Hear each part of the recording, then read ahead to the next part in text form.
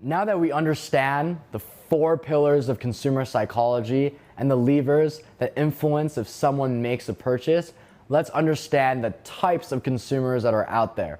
And keep in mind, this is another conceptual framework, so we're going to rely on some generalizations, but I found it very effective as I've decided upon my e-commerce strategy. So, all consumers can basically be broken down into a bell curve-like shape composed of 3 different categories.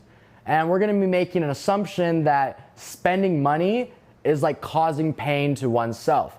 I know I certainly feel that way when I end up overspending on a dinner with a hot date, or wake up after a night out at a club realizing that the bottles were a little pricier than I expected. Spending our money is painful, and we want to minimize that, and that's how consumers are thinking. So, the first category of buyers is going to be called your impulse buyers.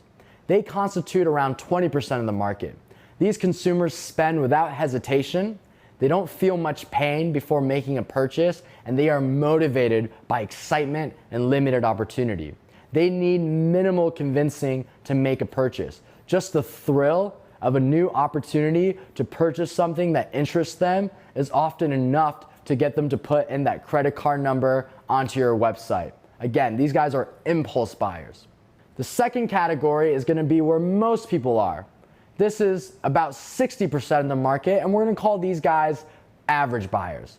These consumers spend after moderate consideration. They will sometimes consider other alternatives and decide which one is best. They know what their budgets are and feel moderate pain prior to purchase, while impulse buyers felt no pain. They're going to buy something when they feel that the value justifies the price, but they're not overly cynical and they're not overly skeptical. These consumers aren't just motivated by excitement and opportunity in the same way impulse buyers are. These consumers also consider facts and information. Now, the final category is going to be skeptical buyers, and they constitute 20% of the market as well. These are your stingy, frugal individuals that can't imagine anything worse than spending their money in the wrong way. These consumers assume the worst and like to hang on to their money. They will always conduct copious amounts of research on alternatives and on the products before buying. In fact, they prefer a world where they don't have to spend any money at all. Now, these guys are not motivated at all by excitement or opportunity. They are only motivated by facts, information, and additionally, an argument on why they need something and why they should buy that thing from you as a merchant. Now, it's helpful to view this category and this framework as a spectrum. So if we imagine impulse buyers to be on one end of the spectrum and then skeptical buyers on the other end with average in the middle, people fall along this entire spread. So what does that mean for us as e-commerce entrepreneurs? We aren't going to waste our money or time trying to market to all consumers, which is something that most e-commerce businesses and entrepreneurs make a major mistake with.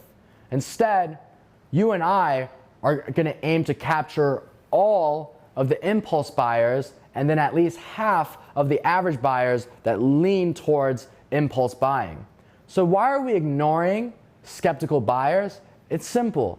These are the people that are going to do so much extensive research on Google and Amazon that they're going to realize you are drop shipping anyways. It only takes a few Google searches to realize that you are sourcing your products from AliExpress, and why would we waste our resources, time, energy, and thinking on people like that are never going to convert? Now you may be wondering, Kevin, is going after 50% of the market really a winning strategy?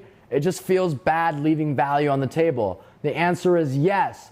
Think about how big the global e-commerce market is. Because remember, Facebook allows us to sell to the world, not just the United States. So if we can focus our efforts on just half of the market, we can build a massive business. In fact, every sale of my $20 million generated was due to this strategy. And this is what I call target conscious acquisition strategy. Meaning we have a specific target audience in mind, and everything we do is going to be geared towards acquiring that audience not any others. And again, we're going after impulse buyers and then average buyers that lean towards impulse.